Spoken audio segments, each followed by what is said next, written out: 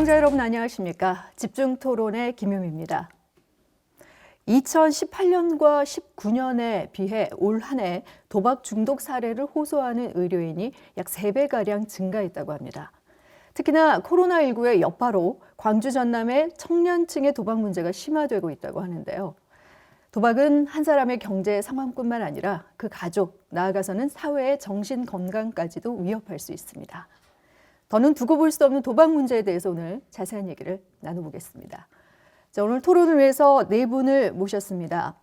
먼저 한은경 한국도박문제관리센터 광주 전남 센터장 나오셨습니다. 안녕하세요. 네, 그리고 김석헌 정신과 전문의 나오셨습니다. 어서 오세요. 네, 안녕하십니까. 네, 다음 김은주 도박문제 예방 강사 나오셨습니다. 안녕하세요. 네, 안녕하세요. 네, 마지막으로 정경준 변호사 나오셨습니다. 반갑습니다. 네, 안녕하십니까. 네, 자, 이렇게 네 분과 함께 오늘은 도박 문제 해결을 위한 방안에 대해서 자세한 얘기를 시작해 볼 텐데요. 먼저 우리가 생각하는 도박 어떻게 이해할 수 있고, 이제 저는 개인적으로 뭐 고스톱 또 카드 게임 뭐 이런 것들을 우리가 흔히 또 도박으로 생각할 수도 있는 부분이 일정 부분 있어서 도박에는 어떤 것들이 해당되는지 그 종류도 좀 궁금하고요. 이에 대해서 먼저 한은경 센터장께서 좀 언급을 해주시죠. 네, 그 도박은 어떠한 기준을 적용하는가에 따라서 다양하게 분류될 수 있을 것 같습니다. 도박을 하는 도구나 대상에 따라서 기구나 뭐 기계 같은 걸 사용할 수도 있겠고요. 숫자를 추첨하는 방식 또한 이제 도박의 범위로 들어갈 수 있겠습니다. 또한 이제 법적인 허용 범위에 따라서 합법 도박과 불법 도박도 있겠고요. 온라인에서 이루어진 도박과 오프라인에서 이루어진 도박도 차이가 있을 수 있겠습니다. 덧붙여서 이제 운과 기술이 어느 정도 적용되는가에 따라서도 분류가 될 수 있겠고요. 예를 들면 복권은 이제 숫자를 추첨하는 방식이지만 합법적인 형태의 도박이기도 하고요. 현재는 온라인과 오프라인에서 모두 다 이것을 할 수가 있습니다. 전적으로 운에 의존하는 도박이라고도 할 수 있겠지만 스포츠 경기를 잘 좋아하는 어떤 분이 기술을 잘 연마해서 공식적인 스포츠 경기 결과에 불법 사이트를 통해서 베팅을 한다면 이것은 불법 스포츠 도박으로 분류가 되는 다양한 형태의 분류가 가능할 수 있겠다라고 말씀드릴 수가 있겠습니다. 네, 뭐 그 유형이 굉장히 다양합니다. 오프라인, 온라인 말씀하신 것처럼 또 사용되는 도구나 대상에 따라서 이렇게 많이 그 도박에 해당될 수 있다라고 말씀을 해주셨는데, 자연스럽게 이제 도박의 어떤 개념과 함께 좀 같이 맞물려서 김은주 강사께서도 이에 대해서 좀 더 추가적으로 얘기를 해주시죠. 네, 도박의 개념적 정의는 결과가 불확실한 사건이 있죠. 그 사건에다가 돈이나 가치 있는 것을 거는 것이 도박이라고 봅니다.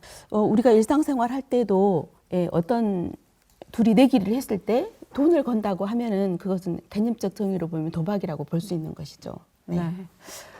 이 도박이라는 개념, 그리고 자연스럽게 도박이 중독으로 이어지는 이 도박 중독에 대한 개념에 대해서 좀 더 궁금한데요. 개념 정의를 김석헌 전문의께서 좀 더 표현 설명해 주시죠. 도박이라는 문제가 항상 사회에서 많이 있었지만 실제로 중독이라는 영역으로 들어온 건 얼마 되지 않았습니다. 원래는 예전에는 강박이라 본 적도 있었고 또 순간적으로 하는 충동이라고 본 적도 있었습니다. 하지만 최근에 많은 연구 결과들을 통해서 우리가 흔히 이제 중독을 알고 있는 마약 혹은 알코올과 같은 이러한 중독 물질이라고 보통 하는 거와 도박이라는 건 어떤 행위를 하는 건데, 그 행위를 하는 것이 뇌에서 비슷하게 충동을 일으키고 그에 대한 보상 기전이라고 말하고 있는데, 그 기전도 굉장히 비슷하다는 것을 여러 가지 연구 결과를 통해서 알게 됐고, 그걸 통해서 도박이 최근에 개정된 정신의학에서 도박 중독이라는 새로운 용어로 들어오게 됐습니다. 근데 중독이라면 결국에는 이게 지속성이 있으면서 우리 김우준 선생님도 말씀하셨는데 일시적인 즐거움으로 즐겁게 할 수도 있겠지만 그것이 계속 반복됨에 따라서 간단하게 경제적으로 하면 부채들이 발생을 하고 또 직업의 어떤 손실 그리고 사회적 관계가 모두 단절됨에도 불구하고 그 도박 행위를 지속적으로 하고 그 폐해가 지속됨에 불구하고 계속 찾게 되는 것을 저희가 도박 중독이라고 하고 있습니다. 근데 실제로 병원에 오신 분들은 중독의 문제를 가지고 오긴 하시지만 부채나 관계나 사회적인 손실로 인해서 여러 가지 불면이나 혹은 불안이나 우울과 같은 2차적인 문제를 가지고 오시는 경우가 좀 더 많은 것 같습니다. 네, 도박의 그 특성상 강박이나 뭐 충동이라는 것과 연관이 됐었지만 과거에 이제 술이나 약물을 우리가 중독, 물질 중독이라고 했다면 이 도박은 하나의 이제 행위 중독으로 현재 사회에서는 또 이런 부분들에 대해서 그 개념을 좀 언급을 해주셨고요. 법률적으로 보면 도박의 개념 어떻습니까? 정경준 변호사께서 좀 설명해 주시죠. 네, 우리 형법에서는 도박에 관해서 규율을 하고 있습니다. 246조가 도박한 자는 1,000만 원 이하의 벌금형에 처한다. 이렇게 규정을 하고 있는데 법에서는 도박을 어떻게 보냐면 재물을 걸고 우연한 기회로 그 재물의 득실을 결정하는 것 이렇게 규율을 하고 있거든요. 그러면 도박이 어떤 처벌을 한다는 점에서 굉장히 중요하다고 볼 수가 있는데 일시적인 오락과는 또 구분이 돼야 되거든요. 우리 법은 도박은 처벌을 하지만 일시 오락은 처벌을 하지 않습니다. 그러면 그 양자 간의 구별 기준을 보면 우리 법원에서는 도박이라는 것이 어떤 시간과 장소 그리고 또 재물의 규모, 그 재물을 건 사람들의 사회적 지위라든지 재산 규모 그리고 이득을 어떻게 사용했는지 이런 것들을 기준으로 해서 도박과 일시 오락을 구분을 하고 있는데요. 실제 판례를 보면 한 6만 5천 원 정도 판돈을 걸고 카드 게임을 한 사례에서 도박이 아니다라고 판단한 사례가 있고 올해 2020년을 기준으로 봤을 때는 48만 원 정도의 판돈을 건 사건이 도박이 아니다. 그래서 오락이다. 이렇게 본 사례가 있습니다. 그래서 도박과 일시 오락이 이렇게 좀 구분이 되는데 그 구분 기준이 굉장히 종합적이다라고 말씀을 드릴 수가 있고요. 도박 중독과 관련해서는 우리 법에서는 이제 상습 도박을 좀 가중해서 처벌을 합니다. 3년 이하의 징역 또는 2천만 원 이하의 벌금형에 처하도록 그렇게 규율을 하고 있는데 이 상습 도박에 있어서는 상습성이 굉장히 중요한데 이 상습성도 도박 전과가 있는지 그리고 어떤 횟수라든지 기간 이런 것들을 좀 종합적으로 판단을 해서 상습성이라는 인자가 있으면 가중처벌을 하는데 사실 실무상 이 상습성 유무는 판단하기가 굉장히 어려운 영역이죠. 그래서 우리가 도박이라는 게 한 번도 안 한 사람은 있지만 한 번만 한 사람은 없다 이렇게 얘기를 할 정도로 사실 실무상은 상습 도박이 굉장히 많은 실정입니다. 네. 일반적인 개념과 의학적인 개념, 또 법률적인 개념까지 이 도박의 개념에 대해서 좀 설명을 들어봤는데요. 뭐 들으시면서 도박은 나와 좀 거리가 먼 것이야. 혹은 도박 중독은 나와는 혹은 나의 가족과는 거리가 먼 것이다라고 생각할 수도 있겠지만 앞서 말씀드린 것처럼 지금 광주 전남의 도박 중독자 수가 지난해에 비해서 크게 늘고 있습니다. 관련 통계들을 좀 살펴볼 필요성이 있을 것 같아서요. 광주 지역의 도박 중독 현황은 어떻습니까? 한은경 센터장께서 좀 설명을 해주시죠. 네, 그 사행산업통합감독위원회 법에 따르면 정기적으로 국민의 도박 중독에 관한 유병률 조사를 하게 되어 있습니다. 그러면 저희 광주 지역은 전반적으로 항상 높은 유병률 지역에 속해 왔었는데요. 네. 이제 코로나19 전후로 그 도박 문제가 있는 분들이 되게 불법 도박과 연루된 경우가 많고 또 이동 동선이 출입부 명부 작성을 통해서 동선이 노출된다는 점 등을 고려해 보면 센터에 오시는 과정이 그렇게 쉽진 않으셨을 텐데요. 저희가 코로나19 전후로 1월과 10월을 기준으로 전년 대비 광주 지역에 도박 문제 상담 요청하시는 본인 즉 도박자 분들만을 대상으로 대략 1,200명 정도를 이제 조사를 실시했는데요. 그 결과 10% 이상 상승하는 것을 볼 수 있었습니다. 그러면 실제로 도박 문제가 드러나거나 심화된 분들의 어떤 비율은 이보다 더 상회하지 않을까 이제 그런 예측을 하고 있고요. 특히 다른 지역에 비해서 작년과 올해뿐만 아니라 계속적인 조사 결과 도박을 경험한 비율이나 최근에 도박을 했던 비율 같은 경우도 전국의 17개 시도권하고 비교해 보면 대략 2위권 해당이 되는 비교적 높은 도박에 대한 경험과 중독 문제가 있을 것이다라고 저희는 보고 있습니다. 네, 이렇게 수치가 늘고 있다라는 건 뭐 일부인에 한해서라기보다는 우리 일상에서 그 사례들도 이제 늘고 있다라고 예측해 볼 수 있을 텐데요. 김은주 강사께서는 어떻게 보고 계십니까? 네, 올해 코로나19 때문에 학생들이 집에서 있는 경우가 많았죠. 네. 학습이 집에서 온라인으로 이루어지다 보니까 되게 관계성의 문제에서 아이들이 누군가하고 같이 어울리거나 이럴 기회가 박탈되지 않았습니까? 그 자리를 스마트폰이나 인터넷이 채워주고 있었던 거죠. 가장 접근하기 쉬웠던 게 바로 게임이나 도박일 건데 이게 아마 그 아이들의 관계성을 채워주면서 또 다시 오락성을 가미하고 있던 거니까 현장에 막상 가서 강의를 해보면 많은 아이들이 직접적으로 얘기는 하지 않지만 본인이 했다고는 하지 않습니다. 그런데 친구가 하는 걸 봤냐고 물어보면 많은 아이들이 손을 들거든요. 이런 것을 봤을 때 올해는 작년보다 훨씬 더 많이 늘어난다는 사실을 알 수 있고요. 더군다나 이제 우려가 되는 것은 연령이 좀 낮아지고 있다는 거. 네. 예전에는 고등학교 가면은 얘네들이 하고 있다, 이것에 대해서 알고 있다라는 것이 피부로 인식이 됐었는데 요즘에는 초등학교 고학년만 돼도 눈빛을 보면 알잖아요. 네. 조금 알고 있는다는 느낌이 드는 거 보니까 그만큼 애들 사이에서 많이 퍼지고 있다라는 것을 현장에서 실감할 수 있습니다. 네, 연령층이 낮아지고 있다라는 것에 대해서도 이제 말씀을 해주셨고요. 김석헌 전문의께서도 말씀해 주시죠. 네, 실제로 병원에서 중독으로 가장 많이 오신 분은 사실 알코올이 제일 많습니다. 그런데 최근에 보면 일주일에 한두 분 정도는 도박 문제를 가지고 내혼자분이 직접 하시는 분이 오시는 경우도 있지만 가족들이 답답한 마음에 어떻게 이걸 접근해야 되는지 궁금하셔서 오시는 경우가 꽤 있는 것 같습니다. 그래서 말씀하신 온라인이라는 매체가 이제 많아지면서 결국에는 우리가 예전에 강원랜드 정선에 가야만 이 문제가 있을 것이다 생각한 게 아니라 저희 피부로 다가오는 것 같습니다.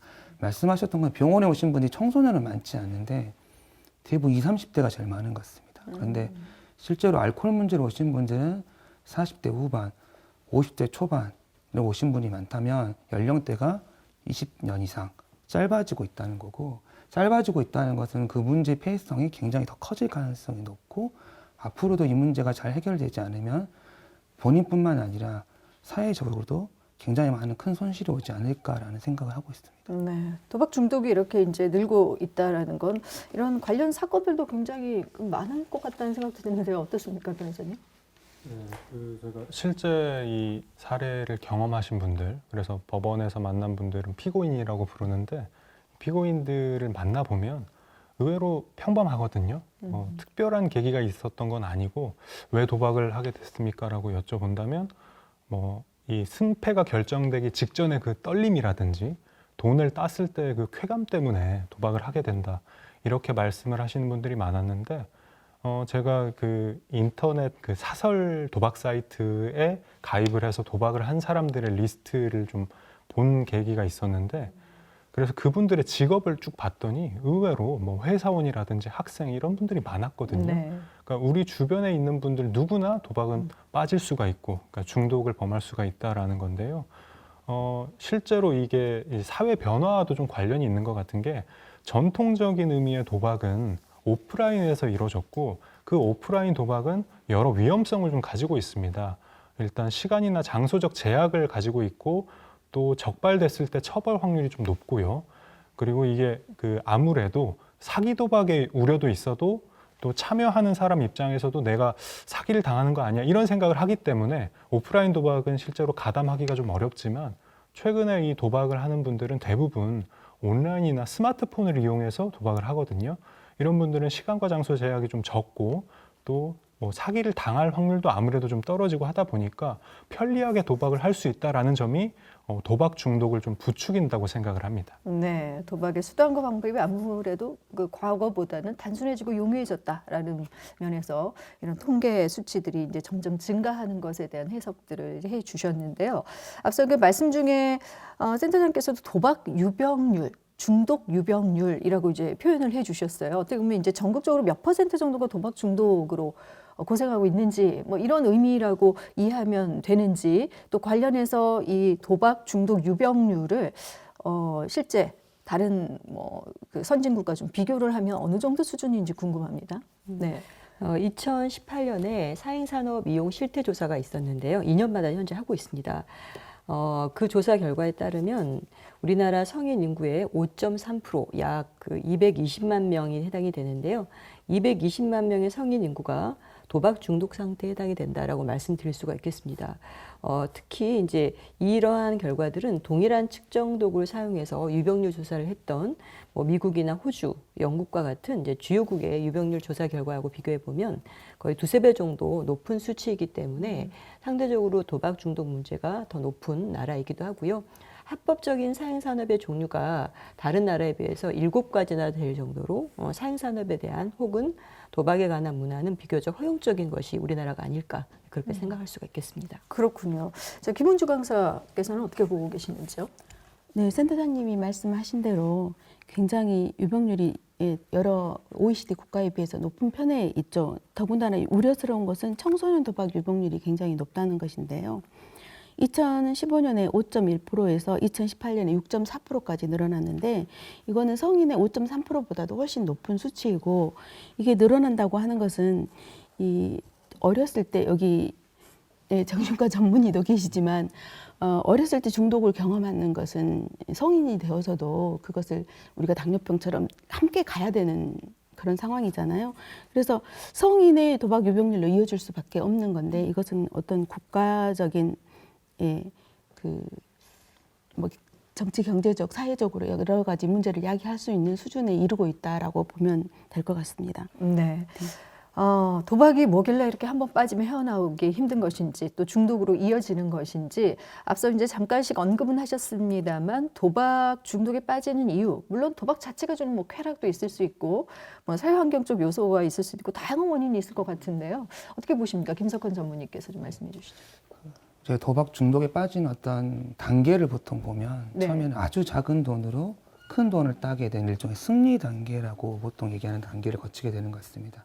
제가 만났던 내담자 같은 경우에는 10만 원으로 저녁에 베팅을 했더니 그 다음날 몇 천만 원이 돼서 와이프랑 즐겁게 여행을 갔었다. 네. 그게 본인이 중독에 빠지게 된 첫 번째 이유라고 말씀하신 적도 있었습니다. 이렇게 한번 굉장히 큰 돈을 한 번에 따게 되면 쾌감이라고 말씀하셨는데 큰 쾌감을 얻게 되고 네. 여기 뇌에 굉장히 자극을 얻게 되는 거죠. 그 자극을 얻으면 이게 우연이 아니라 내가 아주 열심히 하면 이 도박에서 계속 이길 수 있겠다라는 인지적 오류라고 볼 수 있는 확신을 갖게 됩니다. 그 뒤로는 사실은 잃을 때도 있고 딸 때도 있고 이렇게 반복을 할 텐데 이런 어떤 나선형의 구조를 통해서 잃을 때는 이건 좀 실수야.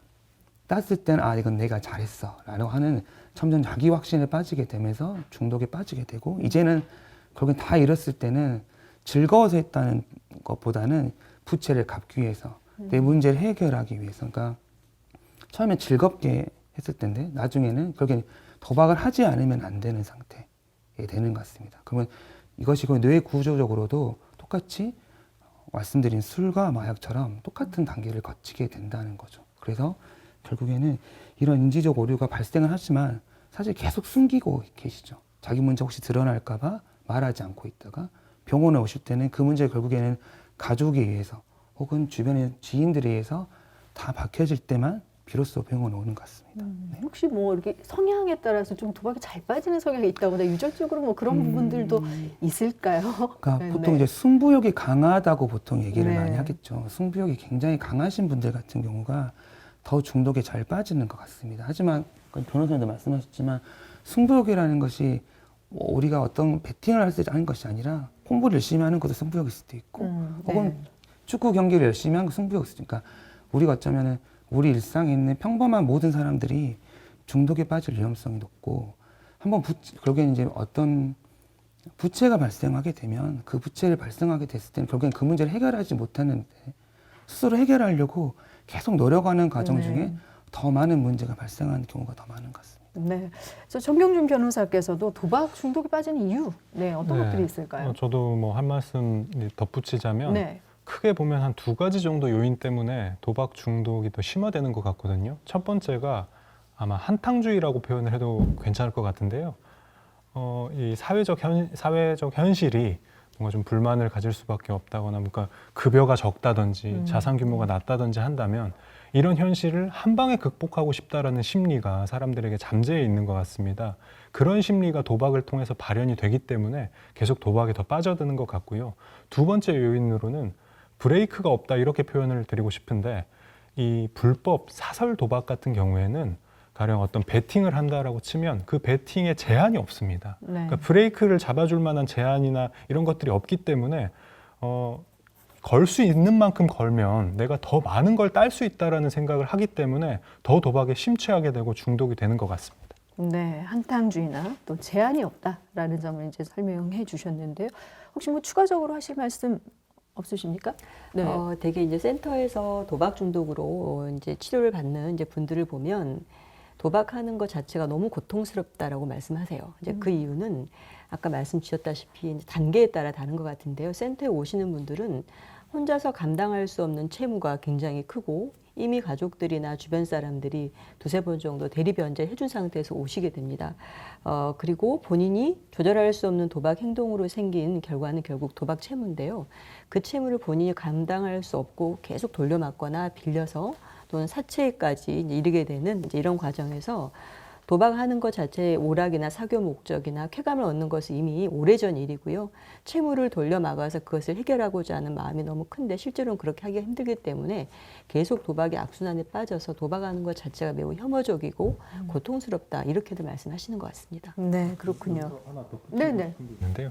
그 방금 센터장님께서 말씀해주신 내용 중에 그 도박 빚이 자꾸 생겨서 그런 문제 때문에 좀 힘들어하는 사례를 말씀을 해주셨는데 많은 분들이 도박 빚은 안 갚아도 된다라고 생각하시거든요. 네네. 실제로 이제 뭐 법리상 도박 빚 자체는 안 갚아도 되는데 우리가 얘기하는 도박 빚이라는 것은 도박 현장에서 도박을 하는 사람들끼리의 채무를 얘기하는 것이고 네. 대부분의 사람들은 도박 빚을 현장에서 빌리는 게 아니라 다른 곳에서 빌려서 그렇죠. 오거든요. 네. 그런 경우에는 도박 빚이라고 표현은 하지만 그 채무는 갚아야 됩니다. 네, 네. 지금 상황에서는 사실 이제 온라인 도박으로 많이 이제 바뀌면서 집에 있는 상황이 지금 코로나19 때문에 많이 발생을 하고 있잖아요. 혹시 이런 코로나19 발생과 도박 중독과의 어떤 상관관계는 없는지 김은주 강사께서 좀 더 설명을 해 주실까요? 네, 조금 전에도 말씀드렸지만 코로나19는 그 여가 생활 또 사회적 활동에 제약을 받죠. 그래서 많은 사람들이 활동에 제약을 받는 데다가 또 소상공인들이나 저희 같은 강사들도 굉장히 타격을 많이 입었습니다. 경제적 활동이 불가능하게 된 사건들이 많이 있었거든요. 강의가 쭉 예약이 돼 있다가 코로나가 심해지고 단계가 올라가면 또 강의가 다 취소되고 이런 경우가 많이 있으니까 이럴 때 시간을 때우기 위한 어떤 방법으로 도박을 하게 되는 경우가 많이 있죠.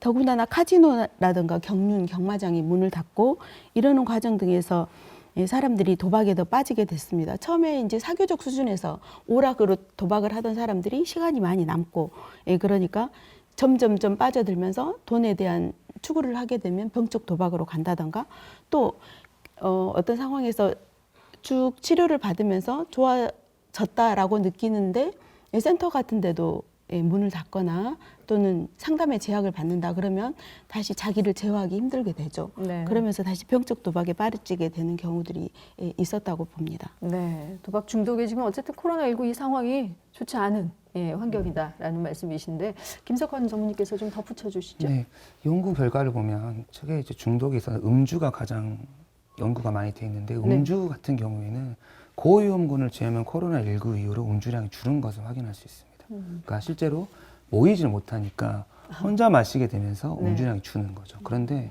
온라인 매체 사용들은 저위험군이든 고위험군이든 모두 상관없이 다 늘어나고 있습니다. 그만큼 온라인이 굉장히 모든 사회 중심이 되고 있다 보니까 도박의 문제도 함께 늘어날 것으로 보이고 말씀하신 외부 활동의 저하도 있지만 변호사님 말씀하신 경제적인 문제도 똑같이 이 코로나19로 발생하기 때문에 가끔씩 저에게도 스팸 문자가 옵니다. 도박에 대한. 그런데 외부 활동은 어렵고 경제적인 어려움이 함께 발생한 상황에서 돈을 벌 수 있다는 유혹의 스팸 문자가 온다면은 누구든지 쉽게 유혹에 빠질 수 있지 않을까라는 생각도 듭니다. 청소년 같은 경우에도 똑같은데 2단계로 격상되면서 모든 수업들이 대부분 또 온라인으로 대체되고 있습니다. 그러면 쉽게 태블릿이나 PC를 통해서 접속을 많이 하게 되고 그 접속을 많이 하게 된다는 것이 관계의 단절을 만드니까 친구들과 온라인 소통을 많이 하게 되고 거기 안에 있는 게임들, 그 게임이 가지고 있는 도박적 성향들이 또 많이 있기 때문에 그러면서 더 쉽게 도박의 유혹에 빠지지 않나 싶습니다. 네. 뭐 지금까지 얘기를 이렇게 쭉 듣다 보니까 특별한 소수의 문제가 아니라 일상의 평범한 누군가가 다 이 도박 문제에 빠질 수 있다라는 생각이 점점 드는데요. 자, 그렇다면 우리가 도박을 그냥 재미로 재미삼아 게임을 하는 것과 도박 중독 수준에 이르는 것은 어느 정도인지 좀 구분을 할 수 있을까? 예, 그 부분에 대해서 한은경 센터장께서 좀 알려주시죠. 처음부터 뭐 중독되기 위해서 도박을 하시는 분은 당연히 없으시겠죠. 네. 대부분은 사교나 오락 목적으로 도박에 참여하시게 되는데요. 이제 중요한 것은 이제 우연한 기회에 큰 돈을 따는 대박 경험, 빅윈이라고도 표현을 하는데요. 이제 그 경험이부터 이제 시작이 되는 것 같습니다. 우리의 뇌는 이제 그러한 큰 대박 경험을 굉장히 특별한 보상 경험으로 기억하게 되고 그 행동의 빈도를 더 촉진시키게 됩니다. 그러다 보면 도박을 더 하게 되는데 도박은 설계된 것을 볼 때 딸 수 없는 구조로 만들어져 있습니다. 그래서 하면 할수록 잃는 구조인데요. 결국 경제적 손실이 발생이 되게 되고 되게 여기서 이제 멈추면 되는데 거기서 멈추지 못하고 손실을 만회하기 위해서 도박을 한다라거나 도박으로 생긴 채무를 갚기 위한 방법이 없어서 다시 도박을 하게 되는 추격 매수가 굉장히 문제의 발단인 것 같습니다. 추격 매수가 도박 중독 혹은 도박 장애를 진단하는 이제 전 세계적인 기준에도 들어가고요. 이것과 더불어서 뭐 내성이라든지 금단의 증상 그리고 조절하려고 하지만 반복적으로 계속 실패하는 경우 조절의 실패라고도 말씀드릴 수가 있겠고요.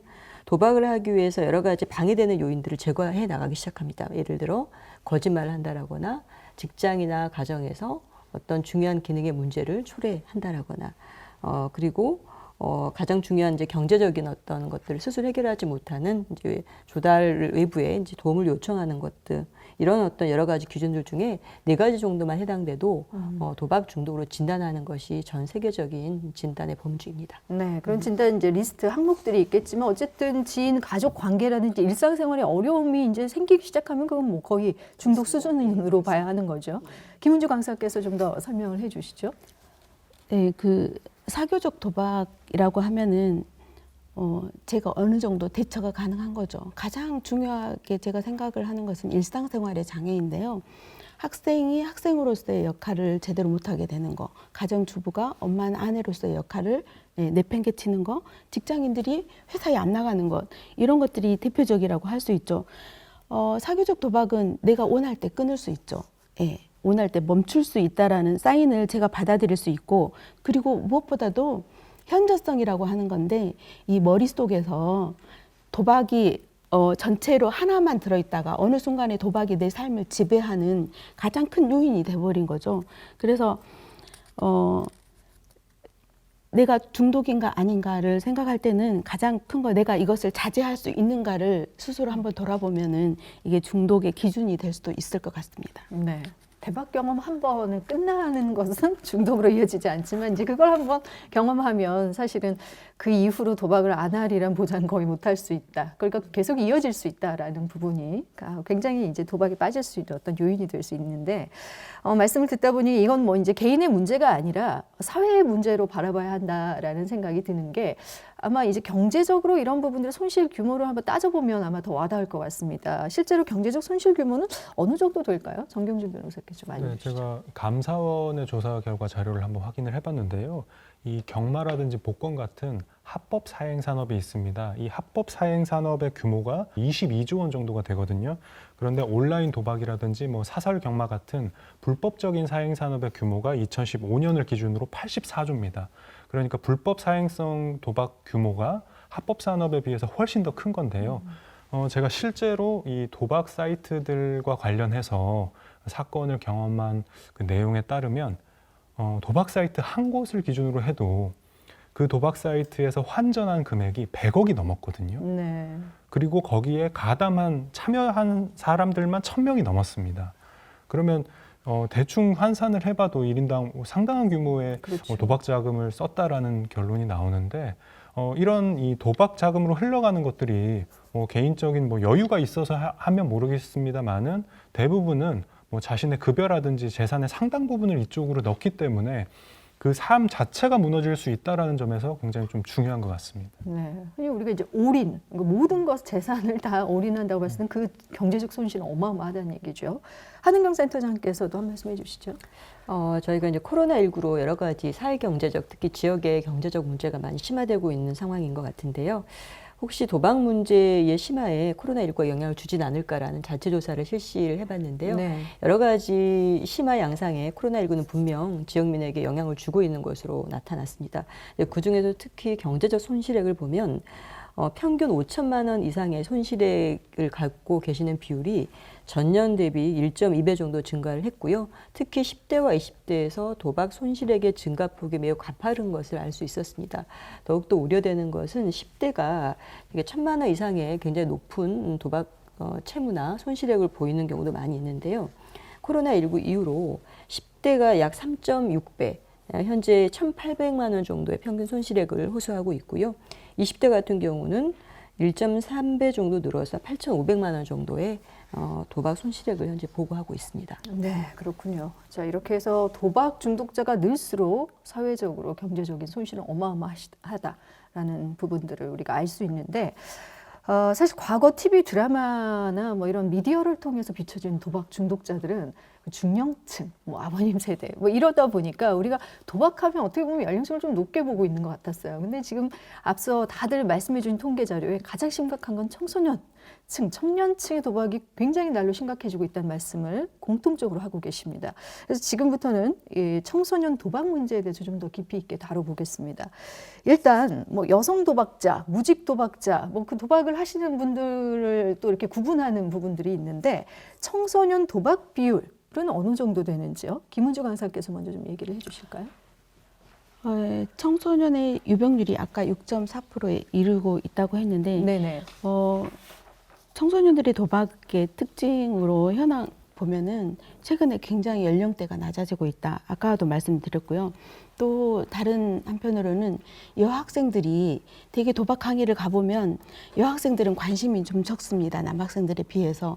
그런데 최근에 보면은 여학생들의 오히려 도박 비율이 높은 경우를 간간히 보게 되거든요. 네. 그래서 이거 남녀를 가리지 않는 사안이 됐다라는 게 현장에서 느껴지는 감정입니다. 그리고 아이들이 그 도박은 돈하고 직결되는 문제이기 때문에 가정에서만 이 돈을 빌리거나 하는 문제가 그치지 않고 친구들하고의 관계에서 금전거래가 굉장히 활발해지고 있죠. 그 중에서는 그 돈을 빌려주는 고리대금을 하는 아이들도 있고 또 돈을 빌려서 도박을 하는 경우도 있죠. 그래서 이게 학교 폭력이라든가 2차 범죄로 이어져서 어린 학생들이 그 범죄에 미리 노출되는 경우가 많다는 게 요즘의 상황인 것 같습니다. 네, 청소년 문제와 결부돼서 이 도박이 이루어지고 있다라는 점을 설명을 해주셨는데요. 정경준 변호사께서는 어떻게 보십니까? 이게 청소년 도박이라고 하면 우리가 저희 학교 다닐 때 학창 시절에 했던 도박 정도를 생각하시면 안 될 것 같습니다. 네. 뭐 동전을 가지고 하는 그런 간단한 정도의 도박이 아니라 요즘에는 그 수준을 훨씬 넘어서 PC나 스마트폰을 이용한 도박을 굉장히 많이 하고 있거든요. 그래서 이런 도박에 청소년들이 좀 무방비로 노출되어 있는 것이 문제인데 해당 사이트들을 들어가 보면 성인 인증 절차나 이런 것들이 거의 없습니다. 누구나 그냥 뭐 이메일 주소만 하나 기입하면 가입할 수 있게 되어 있고 또 그런 사이트들을 통해서 청소년들이 도박을 할 때 뭐 본인 명의로 도박을 하는 경우도 있겠습니다만은 또 부모라든지 다른 가족 명의로 도박을 하는 경우도 많거든요. 그러니까 다른 가족 명의로 베팅을 하고 어떤 경제적인 금액을 지급을 하고 그런 부분이 또 문제가 될 수가 있고 또 이런 부분이 학교에서는 모방 심리가 일어나잖아요. 네. 친구가 하면 또 따라하는 그런 문제가 생길 수도 있는데 그렇게 그냥 단순히 따라만 하는 정도에 그치지 않고 요즘에는 이 도박에 필요한 자금을 마련하기 위해서 아르바이트를 한다든지 돈을 빌리는 문제가 좀 심각해지고 있는데 이 돈을 빌리는 것도 단순히 그냥 친구 간의 일반적인 금전거래가 아니라 굉장히 고금리의 돈 대출을 해줍니다. 10만 원을 빌리면 하루에 10,000원의 이자를 부과하는 그런 정도의 고금리 대출을 해주는 게 현재 상황인데 그래서 청소년들의 이 도박 중독 이런 문제가 좀 심각하다고 볼 수가 있습니다. 네, 제가 드릴 다음 질문이 사실 청소년들이 돈을 그 경제적으로 도박을 할 만큼 여유가 없을 텐데 어디서 돈이 날까요?에 대한 궁금증이었는데 뭐 말씀을 해주셨네요. 전문적으로 이렇게 돈을 빌려주는 곳도 있을 만큼 한은경 센터장께서도 뭐 요즘 청소년들이 하는 도박 유형이나 방법이나 이런 것에 대해서 한 말씀 더 덧붙여 주시죠. 네, 그 돈도 없고 성인들이 하는 도박에 어떻게 접근할까 하는 생각 자체가 기존의 도박 유형에서 비롯된 것 같습니다. 말씀 주셨다시피 예전의 도박과는 많은 차이가 있는데요. 되게 뭐 섰다라든지 판치기와 같은 오프라인에서 하는 형태의 돈 내기 게임도 물론 현재도 있긴 하지만 현재는 스마트폰을 이용한 불법적인 형태의 온라인 도박이 가장 문제가 되고 있습니다. 네. 주로 어떤 유형을 하냐면 스포츠 경기 결과에 내기를 하는 불법 토토 혹은 사설 토토라고 하는 것도 굉장히 유행하고 있고요. 단순하게 홀짝을 찍거나 달팽이 3마리가 경주하는 것의 결과를 찍는데 그 결과가 나오기까지에 걸리는 시간 1분 단위 미만입니다. 그러다 보니 베팅한 결과가 바로 나오게 되면서 중독성이 매우 배가 되는 이제 그런 특징이 있고요. 뭐 사다리, 달팽이, 로아이 이런 말씀 혹시 들어보셨다면 청소년들이 주로 참여하고 있는 불법 온라인 도박일 가능성이 매우 높다라고 말씀드릴 수가 있겠습니다. 특히 이제 더 문제가 되는 거는 카지노나 카드 등을 이제 모방해서 웹보드 형태의 게임이라든지 사행성 요소가 많이 가미된 일반 PC 게임도 현재 많이 문제가 되고 있습니다. 즉 일반 게임과 사행성 게임 간의 그런 경계가 거의 허물어지고 있다라고 보여지는데요. 굉장히 유행하고 있는 모 게임 회사의 어떤 특정한 검을 구매하는 아이템 확률을 보면 공지된 바로 약 0.0001%의 확률입니다. 네. 그러면 대략 이 아이템을 얻으려면 450만 회를 구매해야 되고 실제로 여기에 소요되는 돈은 45억 정도가 됩니다. 이런 PC 게임 내 확률적 아이템 구매는 이미 사행성 요소가 매우 짙은 도박이라고 봐도 무방할 것 같습니다. 그렇군요. 네. 자, 김석환 전문의께서도 말씀 더 해주시죠. 사실 어른과 청소년이 하는 도박 유형이 다르다고 생각하진 않습니다. 거의 비슷하지 않나 똑같다는 생각도 들고 특별한 건 요즘에 같은데 보면 아까 말씀하셨지만 아이템을 뽑기 위해서 유명 BJ들이 뭐 몇백만 원 혹은 몇천만 원씩 쓰는 걸 보면 아 나도 저렇게 하고 싶다. 저렇게 하면 되게 멋있을 것 같다. 뭔가 모방 심리일 수도 있고 본인 스스로를 자랑하고 싶은 마음이 있다 보니까 그것이 도박이라 생각 안 하고 아 누구든지 할 수 있어. 즐겁게 하면 돼. 저렇게 해서 사람들이 관심이 있으면 좋은 거잖아. 라는 어떤 중독에 대한 인식 자체가 청소년들 없다라는 것들이 좀 특징인 것 같고 말씀하셨던 것처럼 학원을 가고 또 계속 온라인 수업도 하지만 오프라인 수업이 사실 진행되고 있다 보니까 학생들이 할 수 있는 도박을 할 수 있는 시간대가 한정적이다 보니까 자연스럽게 결과를 굉장히 빨리 알 수 있는 것들 빨리 해야 되고 부모님 모르게 해야 되고 그지만 큰 돈을 얻고 싶으니까 굉장히 빠른 그러니까 스포츠여도 경기 결과 전체를 보는 게 아니라 그 경과 일부만 가지고 배팅하는 것들을 많이 하는 것 같습니다. 네, 청소년 도박이 뭐 성인과는 거의 동일하다. 단 오히려 중독에 빠질 위험성은 더 크다고 볼 수 있겠네요. 자, 앞서 이 청소년 도박 수준 굉장히 심각하다라고 했는데 타 지역과 그러면 비교했을 때 광주 지역의 청소년의 경우입니다. 어떻습니까? 정경준 변호사께서 통계 자료를 언급해 이 주시죠. 도박문제관리센터의 자료를 제가 봤더니 이 광주 지역 중고교 학생들 100명 중에 8명이 도박 치료가 필요하다 이런 자료가 있었습니다. 그리고 즉각 치료가 필요한 학생 수가 1987명. 그래서 이게 비율로 따지면 한 2% 정도 되는데 전국 평균이 한 1.5% 정도 돼서 전국 평균보다 광주 전남 지역의 이 청소년 도박 중독이 좀 심각하다라고 말씀을 드릴 수가 있는데 저는 이 부분에서 좀 중점적으로 말씀을 드리고 싶은 게 흔히 청소년들이 많이 하는 도박의 유형 중에 그 스마트폰이나 PC를 통해서 사설 토토 사이트를 좀 많이 하거든요. 그 사설 토토 사이트는 운동 경기의 결과에 따라서 베팅을 하고 그 결과의 값을 맞추면 이제 금액을 지급받는 구조인데 이게 스포츠와 결합이 돼 있어서 마치 합법인 것처럼 보이기도 하고 또 정식적인 스포츠 토토라는 사이트가 있고 스포츠 토토는 또 합법적인 운영 체계이기 때문에 이건 불법이 아니고 합법이다라는 생각을 많이 하시거든요. 그런데 청소년의 경우에는 사실 합법적인 토토 사이트에서 게임을 하는 것도 불법입니다. 이 국민체육진흥법상 19세 미만의 청소년이 이런 사이트에 이용을 하지 못하도록 되어 있기 때문에 그 사이트 자체가 합법이건 불법이건 이런 베팅을 하는 것 자체가 청소년에게는 불법이 될 수 있다. 그래서 해당 행위가 불법이다라는 점을 청소년들이 인지하는 것이 굉장히 중요하다는 말씀을 드리고 싶습니다. 네. 자, 한은경 센터장께서도 광주 지역의 청소년 도박에 대해서 그 비율에 대해서 말씀 더 해주시죠. 방금 말씀해 주셨다시피 전국 평균에 비해서도 굉장히 높은 이제 수준에 해당이 되는데요. 그 세부적인 도박 행동의 양상 또한 좀 저희가 들여다볼 필요가 있을 것 같습니다. 네. 좀 전에 말씀드렸다시피 성인들 중에서도 모두 다 도박을 경험했다고 해서 중독 상태에 가는 건 아니진데요. 청소년의 경우는 도박을 언제 가장 먼저 최초로 경험했느냐 시기도 중요할 것 같은데요. 만 9세 미만으로 도박을 처음 경험했던 비율을 보면 전국 17개 수도권 중에서 1위였습니다. 네. 또한 평생 경험률이나 지난 3개월 기준을 재학 중인 중고생한테 물어봤을 때도 각각 전국 1, 2위에 해당이 되는 거였기 때문에 청소년의 이러한 도박 행동의 양상이 성인기 도박 중독으로 이어질 가능성이 상대적으로 높다라고 할 수 있기 때문에 더욱더 지역민의 관심과 경각심을 가져야 될 부분인 것 같습니다. 네, 만 9세 미만이면 굉장히 낮네요. 네. 자, 청소년들의 불법 스포츠 도박, 앞서 말씀해 주신 것처럼 2차 범죄를 또 일으킬 수 있다는 점에서 굉장히 그 심각성이 크다고 할 수 있는데요. 청소년들이 도박 중독에 빠지는 것에 대해서 좀 더 깊이 있게 그 원인을 분석을 해보겠습니다. 먼저 김은주 강사께서는 어떻게 보시는지요?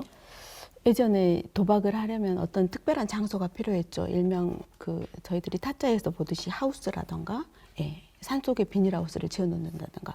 최근에는 이런 시간과 장소의 구애를 받지 않는 것이 가장 큰 원인이라고 볼 수 있겠습니다. 그것에 기반이 되는 것은 우리나라의 IT의 강국이 된 것도 하나의 원인이 되겠죠. 그리고 언제 어디든지 24시간 내에 접근이 가능하다고 하면 더군다나 수업 시간에도 휴대가 가능하다고 하면 선생님 모르게 1분 내에 클릭만 하면 되는 거니까 이런 것들이 가장 큰 원인일 것 같고요. 그 다음으로 보면은 도박은 무엇보다도 재미있죠. 더군다나 온라인에서 이루어지는 것은 게임인 듯 또 게임이 아닌 듯 이렇게 이루어지고 있기 때문에 굉장히 즐거움을 주는 것이죠. 그래서 이것을 엄마가 예를 들어서 너 옆에서 이거 12시간 동안 해, 24시간 동안 해 하면은 그렇게 열심히 하지 않을 것 같아요. 근데 스스로 선택을 하죠. 너무 재미있으니까. 마치 벌레가 꿀이 너무 맛있어가지고 점점점 먹다가 보면 어느 순간에 꿀통에 빠져서 나오지 못하는 결과가 보이는 거죠. 그 다음에 이 도박은 보상이 따르죠. 잘하게 되면 돈으로 보상을 받고 또 쾌감으로 도파민이라는 그 신경전달 물질에 의해서 보상을 받기도 하죠. 또 다른 원인의 하나로는 친구들과의 관계가 있겠습니다. 어느 반에서 어느 한 아이가 도박을 하는데 그 아이가 어떤 성공 경험을 친구들하고 경험한다고 하면 다른 아이들이 같이 할 확률이 굉장히 높아지는 것이죠. 이런 요인들을 들 수 있겠습니다. 네, 언제 어디서든 내가 원하면 쉽게 할 수 있는 기술적 시스템이 구축이 된 데다가 뭐 즐거움, 재미, 오락적인 요소, 또 뭐 친구 관계, 또 보상이 주어지는 것들 여러 가지 이제 요인들을 말씀해 주셨는데 김석환 전문의께서는 어떻게 생각하시는지요? 모든 음주나 도박이나 즐겁게 할 수 있는데 그 즐겁게를 넘어서 중독에 빠진다는 거니까 자기 조절 능력을 상실했다는 건데 결국에 자기 조절 능력을 뇌에서 결국엔 집행하는 기관이 전두엽이라고 할 수 있습니다. 우리 뇌라는 걸 결국엔 점점 더 성장해서 20세가 되면 완성이 되는데 특히 전두엽은 후기 청소년 시기에 좀 많이 발생해 20대도 완성이 된다고 합니다. 그 시기가 청소년 시기인데 그 말은 뭐냐면 아직 자기 조절 능력이 확립이 되지 않았다는 거죠. 그렇기 때문에 도박에 더 쉽게 빠질 수 있는 리스크가 높고 그냥 학교라는 말씀하셨는데 학교라는 곳이 주는 보상이라는 게 굉장히 한정적이죠. 그러니까 모든 부모님들은 공부를 잘해라, 공부를 열심히 해라. 그래서 보상이라는 게 공부라는 매우 한정적인 단어로 돼 있다는 것이 문제인 것 같습니다. 학교 스포츠나 이런 어떤 다양한 활동들이 마련되지 않고 공부라는 것으로 이루어지다 보니까 보상이라는 단어를 보면 공부라는 거는 매우 한정적이고 일부만 성취할 수 있다면 도박이라는 거는 즉각 바로 얻을 수 있는 거거든요. 네. 그래서 뭔가 지연성 보상이 많이 마련된다면 학생들이 쉽게 거기에 어쩌면 도박이라는 거 즐거움으로 인형 뽑기도 어떻게 보면 크게 보면 도박이라 본다면 즐거운 하나로 할 수 있겠지만 뭔가 그런 것에 제한되어 있는 어쩌면 저희 나라의 시스템들이 학생들이 더 쉽게 도박의 중독에 빠지는 이유이지 않을까 싶기도 합니다. 네, 굉장히 즉각적으로 이루어지는 보상 네. 부분을 또 강조를 해주셨습니다. 청소년들이 문제는 자기도 모르게 이렇게 중독에 서서히 빠져 들어가는 건데요. 그 과정을 좀 들여다보면 좋을 것 같아요. 정경준 변호사께서 좀 설명을 해주시죠. 제가 만나본 실제 사례들을 보면 거의 대부분이 청소년들은 스스로 도박을 했다라고 하지 않고 다 친구를 따라하게 됩니다. 네. 친구가 하는 것을 보고 도박을 접하게 됐다라고 이야기를 하는데 여기서 이제 그 친구들의 사례가 굉장히 중요한 것 같습니다. 보통 이 도박을 하는 사람들은 자기가 딴 돈은 좀 과장해서 표현을 하고 잃은 돈은 좀 축소를 해서 얘기를 하거든요. 이제 그러다 보면 선망의 대상이 되기도 하고 친구들 사이에서 또 영웅다움이 생기는 거기 때문에 네. 그걸 보고 동경하면서 나도 도박을 한번 해봐야겠다라고 해서 이 도박에 빠지는 것 같은데 그렇게 이제 뭐 PC라든지 스마트폰을 통해서 도박 사이트에 접속을 하면 이 충전이라든지 그러니까 가입, 충전, 베팅, 환전이 굉장히 쉽게 돼 있습니다. 쉬운 절차로 이런 것들을 할 수 있기 때문에 금세 도박을 접할 수 있고 또 게임 시간도 굉장히 짧습니다. 뭐 게임 한 판에 1분 아니 10초도 안 걸리는 게임들이 굉장히 많거든요. 그래서 그것들을 통해서 이제 게임을 접하게 되는데 이 도박이라는 게 단순히 일회성으로 그치면 좋겠지만 그런 것들이 좀 전에 말씀해 주셨다시피 인간의 여러 가지 뭐 감각을 자극을 하기 때문에 중독으로 빠지게 되고 그렇게 되면 이제 돈을 대부분을 잃는데 또 잃다 보면 또 본전 생각이 나기 때문에 다시 또 이 반복되는 악순환을 경험하게 됩니다. 네, 친구의 영향이 굉장히 크군요. 한은경 센터장께서도 한 말씀 더 보태주시죠. 되게 어떠한 행동이든 이제 동기가 중요할 것 같습니다. 청소년들이 도박을 통해서 어떠한 동기가 만들어지고 있고 어떠한 욕구가 충족되고 있는가를 좀 들여다보면 이제 본인이 선택한 어떠한 분야를 본인이 분석하거나 또 본인의 운이든 그 베팅한 결과가 들어맞아서 큰 돈을 따게 되면 친구들한테 인정도 받게 되고 본인도 성취감을 느끼게 되는 것 같습니다. 이제 그런 부분들은 인간의 가장 기본적인 심리적인 욕구인 자율성이라든지 관계성, 유능감의 욕구가 충족되는 이제 그런 결과를 낳는데요.